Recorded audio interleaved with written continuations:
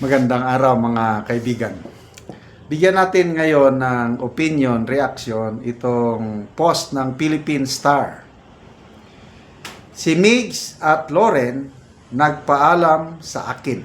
Pahayag ito ni Senator Tito Soto tungkol sa nangyaring botohan sa Senado noong August 6 na kung saan dalawang miyembro ng minority bloc na pinapanguluhan niya, bumoto kasama ng majority bloc doon sa 19, favoring yung motion to archive, yung impeachment case. Ito, Tito Soto reveals that fellow minority members Mig Zubiri and Loren Legarda talked to him during the recess and admitted that they will be voting for the majority to archive VP Sara's impeachment.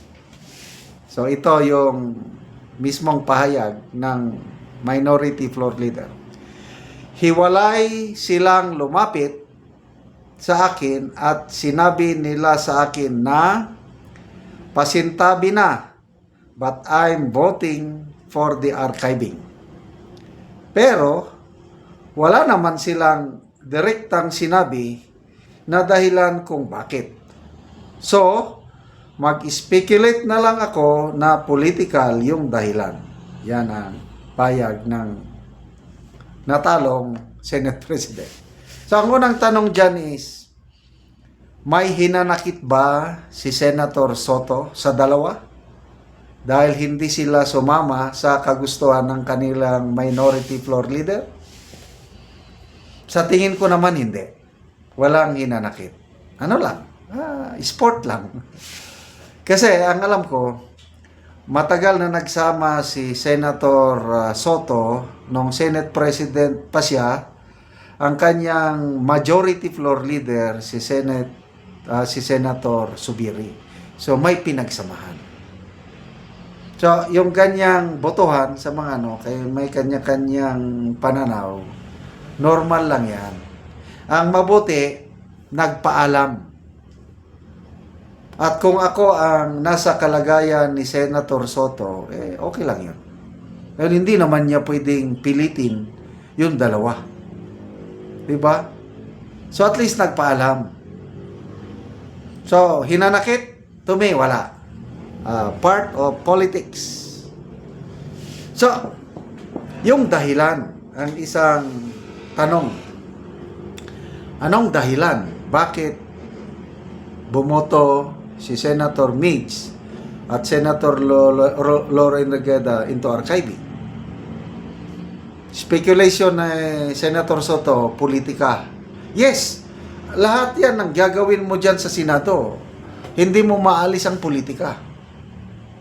It's more of a political reason. So, to me, si Senator Zubiri, malapit yung Zubiri family in Bukidnon, malapit sila sa mga Dutertes, may pinagsamahan. Yung impeachment case, yung 215 na pumirma, hindi kasama doon ang father ni Senator Mig, si Congressman Jose Maria Zubiri. At nabanggit yan ni Senator Zubiri sa isang pahayag na sabi niya,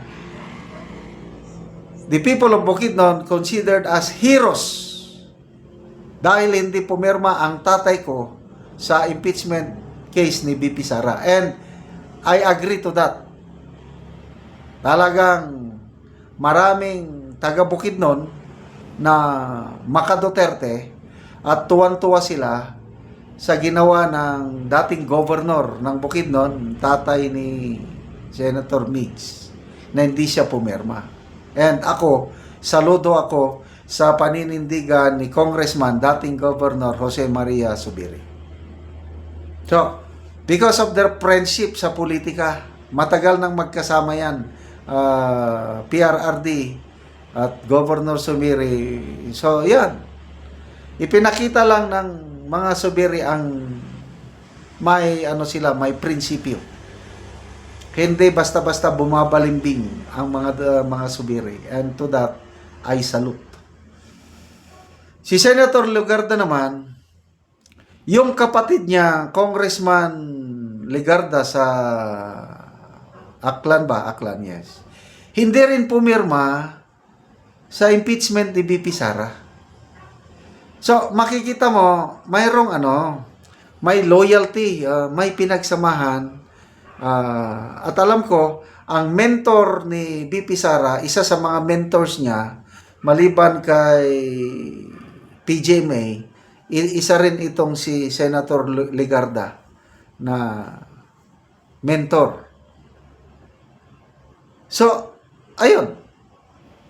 Kaya saludo ako dito sa dalawa, Legarda and Subiri, na bumoto sila doon sa majority i-archive. And then, looking forward for 2028, magiging re-electionist si Senator Subiri and Senator Legarda. The fact na bumoto sila to i-archive, puntos na nila yon. Ang mga nagmamahal sa mga Duterte, babantayan nila ngayon sino yung bumoto sa nag-archive, sino yung hindi. Kaya sa mga Duterte followers, ang binabantayan nila yan, yung tatlong dilawan. Bam, Kiko, and Risa. And of course, Soto. Mabuti na lang si Senator Ping nag-abstain. So, safe siya. So, dahil sa ginawang ito, ni Senator Subiri and Senator Legarda, may deposit na sila for 2028. Kasi kung kakandidato sila for, and I'm sure magre-re-elect ang may ito kakandidato ulit.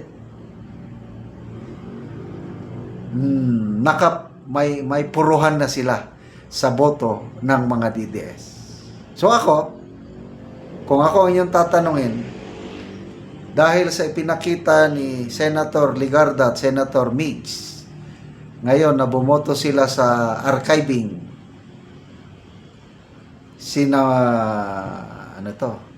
dinedma nila si Senator Soto, bobotohan ko yung dalawa na yan. I don't know sa iyo.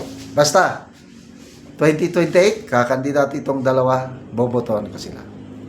Okay, salamat mga kaibigan sa inyong pagsubaybay sa ating channel. Nakakatulong kayo ng malaki sa tribong Talandi ng Bukidnon. At ang sweldo natin sa channel na ito is pantulong natin sa tribo. Namimigay tayo ngayon ng livelihood assistance, nagpapatanim ng saging lakatan at Arabica coffee. At the same time, namimigay din tayo ng yero at pako para makapagpatayo sila ng mas maayos na tirahan. Panoorin nyo ang video na ito. Una niyang tagaan na mugsin. O mga tuplo ni siya karon.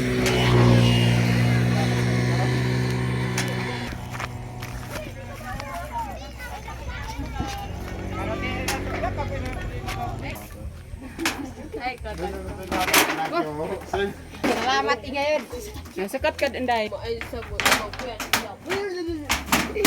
Karon mo na nang gitupo nila kalay.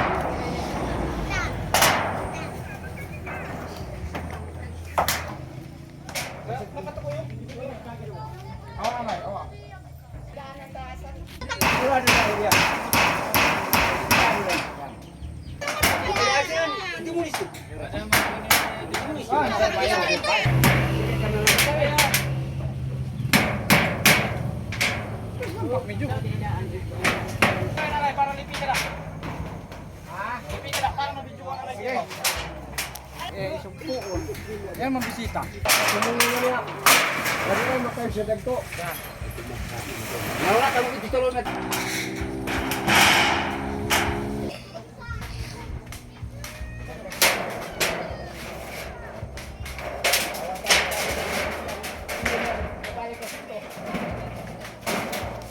Karon man nagit sa pag-atop si Kuya. Maayo nagit nga tan-awon ang iyang balay. Salamat sa Ginoo nga nakatabang sa akong Kasi tagbayan, sa pagbuhay na ako. Oo.